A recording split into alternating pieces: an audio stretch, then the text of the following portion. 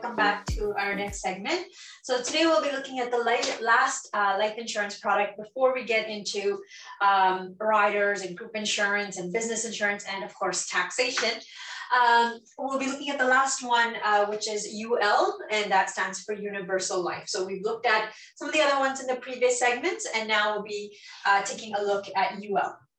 Now, what UL is, what makes it a little bit different than the previous products is that it is a combination. It's kind of like a hybrid product. So it has a combination of investments plus insurance. So it's not something that is just it's just life insurance, right? So it is for those people who are interested in both products kind of being merged into one. Another great thing about UL is that it is highly flexible. So it gives a lot of flexibility. Unlike with, whole life and term, you have a set premium down to the cents, right? So if it's $100.03, that's your premium. If you don't pay the 3 cents, you're in your 30-day grace period, and your premium, you have to make that up, right? So that's where it's a little bit different because it is so flexible where it doesn't really have a set premium. And the premium is not even referred to as a premium with Universal Life. It's referred to as a deposit. So you have a minimum and a maximum. You make deposits to your policy and you have a minimum and a maximum. Now this will be given to you. These numbers will be given based on the individual. There will be a minimum deposit they can make and a maximum. So they can put anywhere in between that amount. Why would someone want to put more? Because like I said, it is an investment product as well. So that's why someone might want to add more money, maybe a few months when maybe they've had good months or, have some more money to add, because that goes into the investment portion as well, right? Something to remember with the deposits and the minimum and maximum is that if somebody's always putting the minimum, they have a fear or they have a risk of going into something called insufficient account value. And what that means is that the policy is underfunded. So if you're always putting the minimum and let's say your investments aren't doing so great, it's a negative return, your policy can be underfunded and it can lapse. So that's one of the key things also to keep in mind with UL is that you want to try to stay at least in the middle. In between, you always don't, it's not for someone who is kind of struggling to always do the minimum. It might not be the best product for those types of individuals. Right. Another thing with UL is that you have an option between YRT, which stands for yearly renewable term, or level cost of insurance. So yearly renewable is something where the premium starts off low, or the deposits may start off low and then they go up every year. And then level cost, just like it says, is something that stays stable. With UL, there's also death benefit options. So you have an option of level. And whenever you hear level, just think of like something stable. So if your death benefit for an individual, let's say is 500,000, that's what they will get, 500,000, right? So you get the level. Or you have the option to get level plus account value. So that means your original, let's say 500,000, if that's the benefit, plus account value. Account value is the investment account. So like I said, all ULs have an investment account that's the whole purpose of it. So the individual, the beneficiary can get the original, they will be able to get the death benefit plus the account value as well. And if all premiums are paid, then and considering that the account is in that exempt status for taxation, the death benefit is also received tax-free. All right, so they don't have to worry about taxes for that. Or they can choose level plus cumulative premiums. What does that mean? Cumulative means a total of, or the sum of. So they can choose their original death benefit plus all of the premiums that the policyholder has paid. Right, so there are options that can obviously increase the overall death benefit. So that's something that the policyholder can also decide. It does have a tax exemption test that is done annually.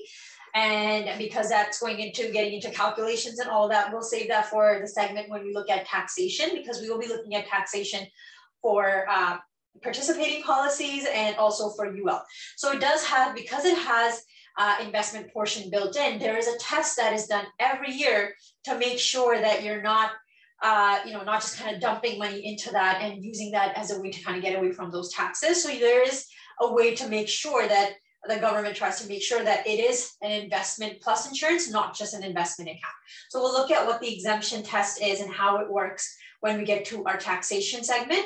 But I did just want to remind you that it does have an exemption test, which is done annually, and provided that the individual passes that test, all of that, their investments are safe and they can continue to grow tax-free here.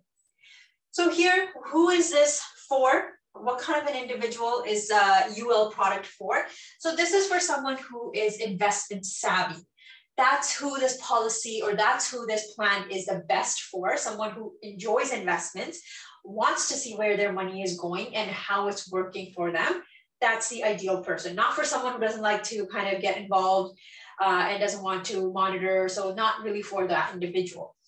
Advantages and disadvantages of UL. So biggest advantage, one of the biggest advantage is flexibility, right? So if you're not able to, let's say, with whole life and term, if you don't pay the premium for 1 month, or you don't pay the exact amount for 1 month, you're in the grace period, that policy can lapse, you can lose that coverage. With UL, you don't have to worry like that, right? So you can pay the minimum for a couple of months and then start adding in more money. So you have that flexibility. If you're not able to pay more, you don't have to. So it's kind of like you're just making deposits. So more flexibility definitely is there. It's transparent. What do we mean by that? That means that it's not all bundled together. You know exactly how much do you need to insure for insurance and how much is going into investments. With other products such as whole life, you are still paying and they're still investing, but you don't know which portion is going where and how that's divided, right? So it's not really clear. So this is a transparent product. Another positive advantage is that you have a choice of investment. So you get to decide where you would like to invest, right? So it's not that the insurance company is just taking it and investing it on your behalf. You get to make that decision. So another great sort of part of this this product. And you have tax sheltered growth, provided that you pass the exemption test, of course. So you have that tax sheltered growth. So it's an advantage for those people, again, who enjoy investing and want to see their money grow. Disadvantages is that it may be complex. So this is a product that is not for everyone, right? So some people might find it too complicated. You have to monitor your investments, you have to do this, that. So it's not for everyone. Some people just want to pay premium and just have coverage, just like to keep it simple. They don't really care where their money is going when it comes to investments or how the company is investing. So they don't want to get involved in that, right? You have to monitor performance. So again, this might be a disadvantage if someone doesn't like to look at where to invest or is not interested in monitoring which are the best places to invest right now. So it might not be for them, right? So and the investments can also have a negative return. So that's another disadvantage. So not for everyone, but great for those people who enjoy investing, who want to see their money grow and get more out of the life insurance than just life insurance, definitely for those types of individuals. All right, so that is how UL works. We will come back to all of these, like I said, when we talk about taxation. So I've just kept that as a separate segment on its own. And then we'll look at how all of these things work for tax purposes. So those are all of the different products for life insurance. And now we'll get into how it's used in different situations, such as group plans with employees and business and other areas as well. Thank you for joining me. Join again in the next segment to continue.